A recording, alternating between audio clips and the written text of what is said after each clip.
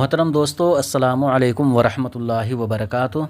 آج میں عرض کرنے والا ہوں کہ اعلیٰ حضرت فاضل بریلوی اور ان کے آباء و اجداد کیا شیعہ تھے۔ دلچسپ باتیں ہیں، اس لیے آپ اسے مکمل ضرور سماعت کریں۔ میں نے فیس بک میں کسی کے پوسٹ پر ایک کامنٹ دیکھا۔ کامنٹ میں جو لکھا ہوا تھا اس کا ماحصل آپ کے سامنے پیش کر رہا ہوں، ملاحظہ کیجیے۔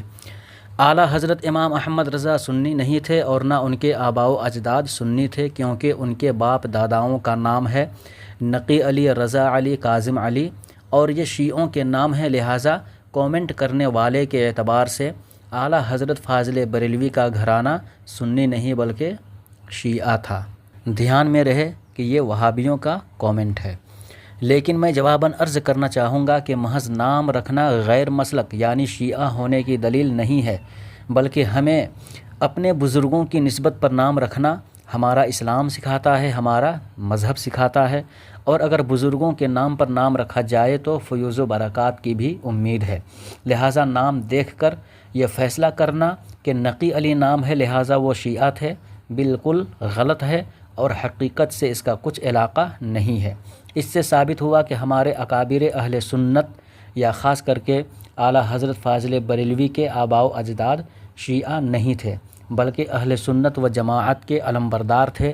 موصوف نے تو محض دعویٰ کیا مگر دلیل انہوں نے کچھ بھی پیش نہیں کیا، صرف دلیل میں یہ پیش کیا کہ نقی علی نام ہے لہٰذا وہ شیعہ ہیں۔ مگر آئیے میں دلیل کے ساتھ ان کے علماء کو، وہابیوں کے علماء کو شیعہ ثابت کر رہا ہوں، وہ بھی انہی کی کتابوں سے۔ کتاب ملاحظہ کیجئے، آپ دیکھیے، یہ کتاب ہے مسلک علماء دیوبند۔ اس کتاب کے لکھنے والے ہیں جناب قاری طیب۔ اس کتاب کے صفحہ نمبر 82 میں قاری طیب صاحب لکھتا ہے، حضرت سے مراد قاسم نانوتوی ہے۔ حضرت نے دیوبند کے شیوخ میں سنیت اور سنی مذاق رائج کرنے کی جدوجہد فرمائی، کیونکہ یہاں کے شیوخ میں عموماً تفضیلیت کے اثرات رچے ہوئے تھے۔